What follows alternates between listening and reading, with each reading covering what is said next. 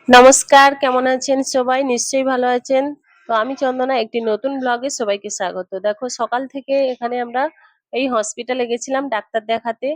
তো মানে বিকেল হয়ে গেছে, সন্ধ্যের দিকে সবাই চলে গেছে, আমরা ওখানে ছিলাম। এমনকি এতটা খিদে পেয়ে গেছে, ক্যান্টিনেও গেছি, ক্যান্টিনেও কেউ নেই, ক্যান্টিন বন্ধ করে দেবে তখন। তো যাই হোক, এই যে আমি আর মিস্টার রায় 2 কাপ চা নিলাম, একটা বিস্কিট, সবকিছুতে শেষ হয়ে গেছে, আর বাবু একটা বড়া খেলো। তারপরে আমরা এই যে এই হসপিটাল থেকে বেরিয়ে অটো করে বাড়ি আসছি। মানে এতটা ক্লান্ত হয়ে গেছি, সেই সকালে মানে বেরিয়েছি, সকালবেলা গেছি, আর এই দেখো একেবারে বিকেল হয়ে গেছে, বাড়ি ঢুকছি। বাড়িতে ঢুকে একটু রেস্ট নেওয়ার পরে তারপরে আবার একটু বেরিয়েছিলাম। বাড়িতে সেরকমই কোনো রুমে খাবারও ছিল না, একটু টিফিন করার জন্য বেরিয়েছি। এখানে এই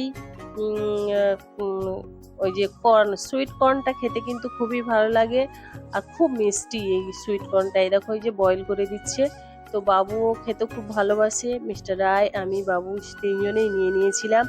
নেওয়ার পরে রুমে এসে তারপরে এই সুইট কর্নটা খেলাম। সুইট কর্নটা খাওয়ার পর অনেকটা কিন্তু এটা হেলদি খাবার, খেলে পেটটা অনেকটা ভরা থাকে।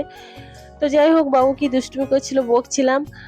তা সুইট কর্নটা খাওয়ার পরে আবার একটু রেস্ট নিয়ে এখানে আমি রাতের রান্নাটা বসিয়েছি।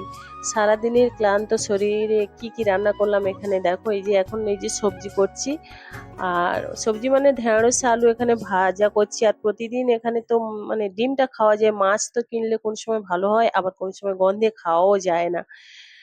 তো এখানে এই যে ডালও করেছিলাম, ডিম ভাজা আর আলু ঢেঁড়সের ভাজা। এই যে আমার রান্না হয়ে গেছে, খেতে বসে গেছি।